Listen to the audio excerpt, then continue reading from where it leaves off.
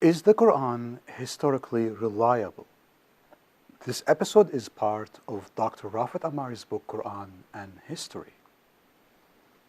This is Daniel Amari from the Religion Research Institute. This episode is about Thamud in the Quran. Thamud are ancient Arabian tribes that lived in wide area of Arabia. There are many historical and archaeological attestation to them. The Quran has made several claims about them. But how do the claims of the Quran concerning Thamud stack up against documented history? This is what we will examine in this episode about Thamud. Now let's look at the Quranic claims about Thamud. So we read from the Quran, in particular verse 73, "And to Thamud we sent their brother Salih. He said, O my people, serve Allah. You have no God other than Him. Clear proof indeed has come to you from your Lord. This is as Allah's she's camel for you. A sign, therefore, leave her alone to pasture on Allah's earth, and do not touch her with any harm. Otherwise, painful chastisement will overtake you." And we continue Surah 74. "And remember when He made you successors after Ad, and settled you in the land. You make mansions on its plains, and hew out houses in the mountains. Remember therefore Allah's benefit, and do not act corruptly in the land, making mischief." So let's analyze the verses that we have read. According to the Quran, Thamud is the third generation after Noah. Ad is the second generation, and Thamud is the third generation. The Quran uses the word qarn, which means century. In Surah 23:31, a generation in the Quran can be interpreted as century. The Quran intended to say that the Thamud were the third generation or the third century after Noah. Well, Allah sent prophet named Salih to Thamud to warn them. Salih was one of Thamud. The Quran dates Salih as ancient as 6000 BC. Now we continue to read about Thamud in the Quran. Now Surah 11, verses 67 and 68. "And the cry overtook those who were unjust, so they became motionless bodies in their abodes, as though they had never dwelt in them. Now surely did Thamud disbelieve in the Lord. More surely Thamud is utterly gone in extent." Analysis: Thamud were completely exterminated by the mythical cry. Thamud is utterly gone and extinct. Now we continue to read from Surah 15, but this time verses 80 to 83. "And the dwellers of Al-Hijr, Hijra, certainly rejected the messenger, and we gave them our communication, but they turned aside from them.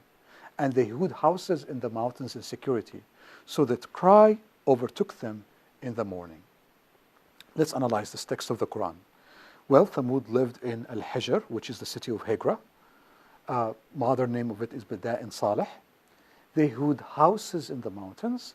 They were destroyed by the cry. Let's read from Surah 14, verses 8 and 9. "And Moses said, If you are ungrateful, you and those on earth altogether, most surely Allah is self-sufficient and praised. Has not the account reached you of those before you, of the people of Noah and Ad and Thamud, and those after them?" The analysis of this text. Moses lived in the 15th century BC, places Thamud with Ad and the people of Noah as already extinct at this time. Furthermore, Moses places Thamud and Ad and Noah as belonging to the same era.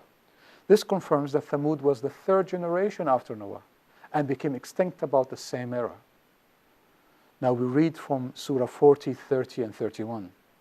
"And he who believed said, O my people, surely I fear for you the like of what befell the parties, the like of what befell the people of Noah, Ad, and Thamud, and those after them." Now, here's the analysis of this text. A believer from the house of Pharaoh defended Moses when Pharaoh wanted to kill him, and warned him that the fate of the people of Noah and Ad and Thamud, how they were exterminated for not believing. This confirms that Thamud was exterminated in the era of Noah as the third generation after Noah. Let's summarize all of this information. So, first, Thamud was the third generation after Noah, therefore as ancient as 6000 BC. Second, Allah sent to it a Thamudic prophet called Salih, but Thamud did not listen and was utterly destroyed in that era. Third, ancient Egyptians and Moses knew about Thamud and the destruction of Thamud. And then, Thamud lived in Al-Hijr, Hijra, Mada'in Salih, and they hid their houses in the mountains of Hijra. And finally, they were destroyed by a mythical cry. Now, let us examine the historical account about Thamud.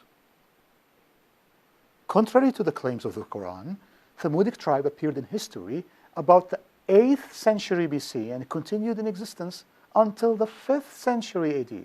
They were not exterminated.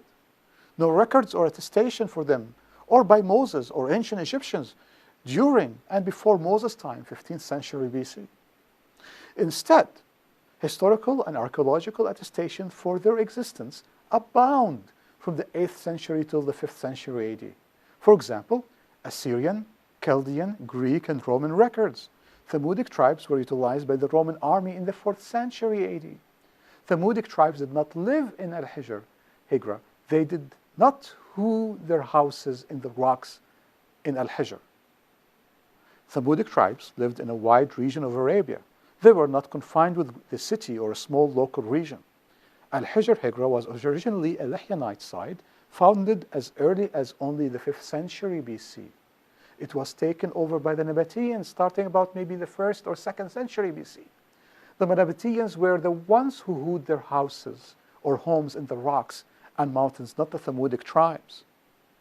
There is not archaeological or historical attestation for an ancient monotheistic prophet dated as old as 6000 BC named Salih and his mythical she-camel mentioned in the Quran, and the mythical cry that suddenly destroyed and utterly exterminated a whole major nation, not even in Thamudic records.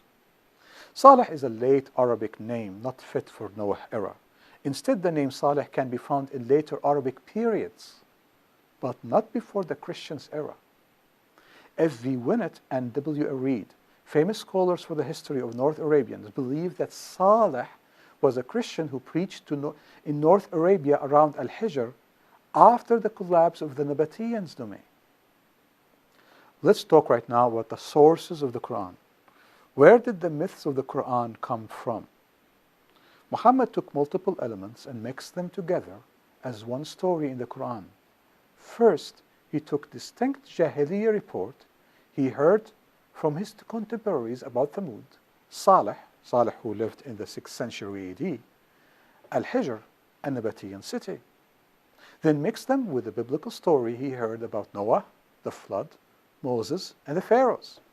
Then he introduced a well-known Arabian pagan and Zoroastrianistic mythology about a mythical cry that destroys nations. And about the she-camel, the Quran claims it is a miracle. In the Hadith, Muhammad elaborated about that miracle. The she-camel came out of a rock. This myth was recited before the Quran by a poet, Umayyah bin Abi Salt. Umayyah associated the she-camel miracle with Thamud. Then Muhammad placed the newly mixed story in the city of Al-Hijr, Hijra, as early as 6000 BC. That is what we find in the Quran. This is Daniel Amari from the Religion Research Institute.